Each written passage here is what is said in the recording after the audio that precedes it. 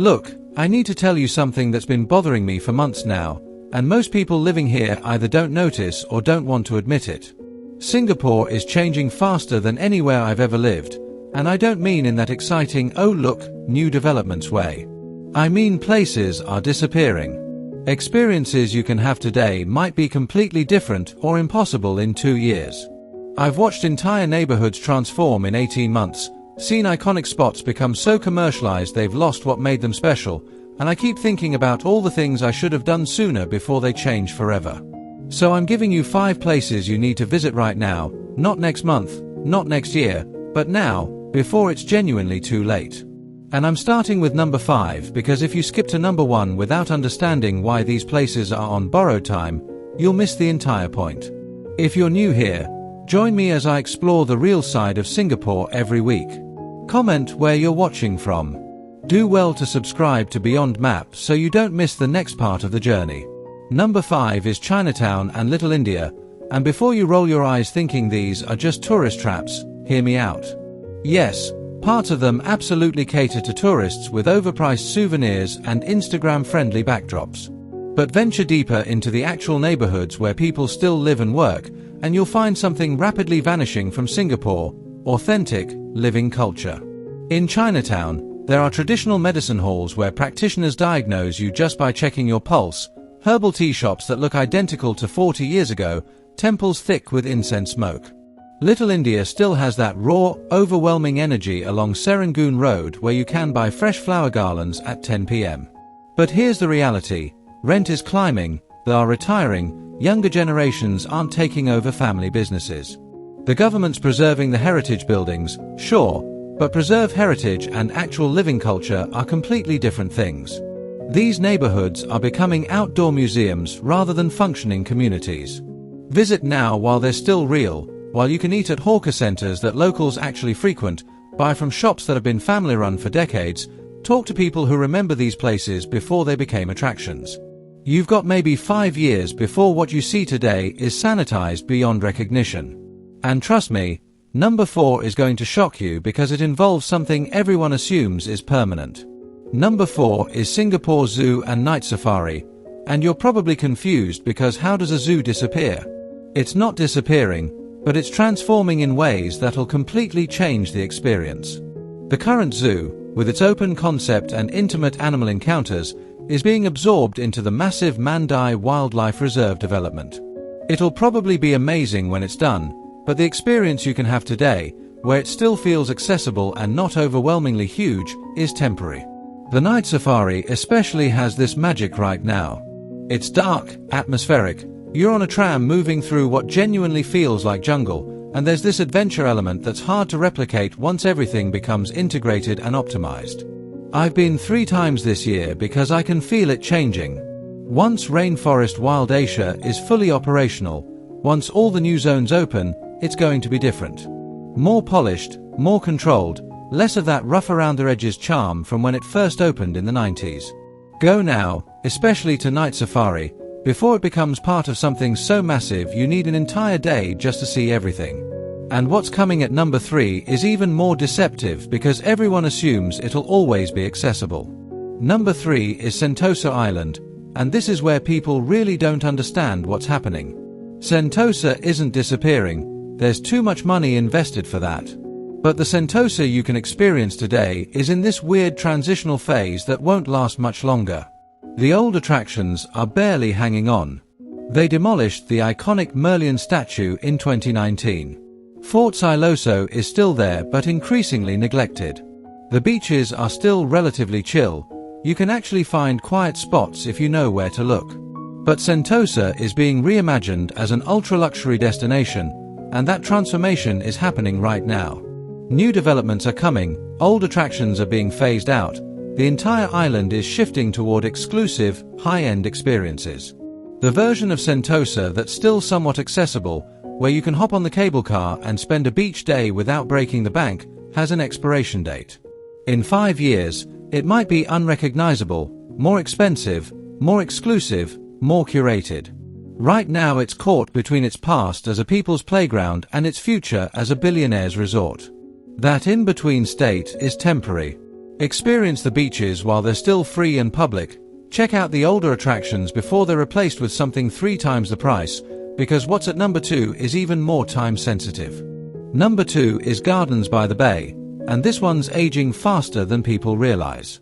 It opened in 2012, barely a decade old, and right now the super trees are iconic, the cloud forest and flower dome are incredible, everything still has that wow factor. But nature is taking over in ways the designers didn't fully anticipate. Structures are aging, maintenance is getting complex and expensive. More importantly, it's become a victim of its own success. It's packed, especially weekends, and that serene contemplative experience it was designed for is increasingly impossible to find.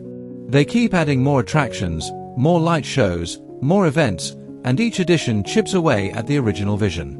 Visit now, especially on a weekday morning right when it opens, when you can still experience something close to what was intended.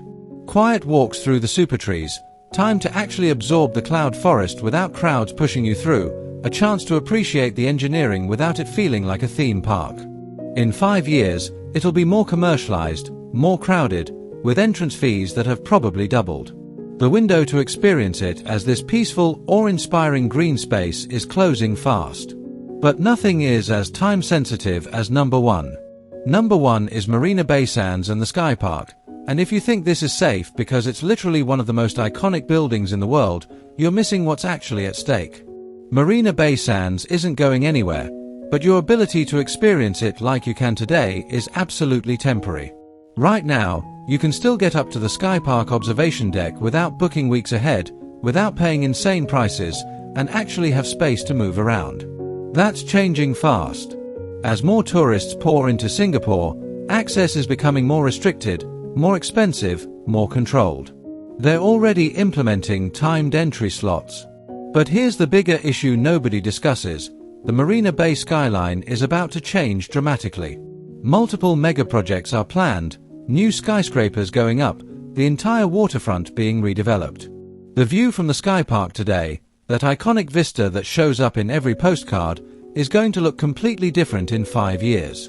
New buildings will block sightlines, the composition will shift entirely. What you see now is a moment in time that's already passing. It's not just the view either. The whole Marina Bay experience, walking the waterfront without construction barriers, accessing Merlion Park without massive crowds, catching the light show without staking out a spot an hour early, all of it is in flux. Marina Bay is Singapore's crown jewel, and it's constantly being polished, upgraded, expanded, optimized. The current version, where you can somewhat spontaneously go up to the Sky Park, grab a drink without 3-week reservations, walk through the mall without feeling crushed, that version is temporary. In 5 years, it'll require advanced planning, higher costs, and dealing with significantly larger crowds. The exclusivity factor will go up because that's how luxury destinations maintain appeal, by making access harder. Right now, there's still a window. In a few years, when you tell someone you visited Marina Bay Sands in 2025, they'll look at your photos and say, wait, it looked like that? It's so different now.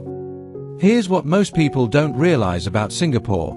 This city moves faster than almost anywhere else on Earth. What exists today can be completely reimagined within a few years. These 5 places aren't going to vanish overnight, but the version you can experience right now, with current access, current crowds, current atmosphere, that's time limited. The Singapore Tourism Board does an incredible job promoting these sites, but they're not interested in freezing Singapore in time. They want constant improvement, constant optimization, making everything bigger, better, more impressive. That's great for the economy, but it means the current iteration of these places has an expiration date. You can't visit 1990s Clarke Quay anymore. You can't experience the original Bugis Street. Those places existed, mattered, and now they're gone, or so transformed they might as well be. What gets me is how many people, especially locals, take these places for granted. I'll visit Marina Bay Sands eventually. I can see Gardens by the Bay anytime. Then 5 years pass and suddenly it's twice as expensive, 3 times as crowded, and the experience you imagined is no longer available. I've lived in enough cities to know windows close faster than you think, especially in places developing as aggressively as Singapore. If something is accessible and affordable today, there's zero guarantee it will be tomorrow. So make the time. Visit these places now, not next year. Go to Chinatown and Little India before full gentrification. Experience the zoo before it's absorbed into a massive complex. Hit Sentosa in this transitional phase. Get to Gardens by the Bay before crowds become permanently unbearable. Go up Marina Bay Sands before the skyline changes so much the current view becomes a historical artifact. Singapore won't stop evolving, and that's part of what makes it special. But if you want to experience these 5 places in their current form, you've got a limited window. Don't waste it assuming they'll always be there waiting, because they won't, at least not in the way you can experience them right now. The clock is ticking, and once that window closes, it doesn't reopen. You'll just have photos of a Singapore that younger generations will never get to see. Make those memories now, while you still can, because the Singapore of 2025 is not the Singapore of 2030, and these 5 places are going to be at the center of that transformation whether we're ready for it or not.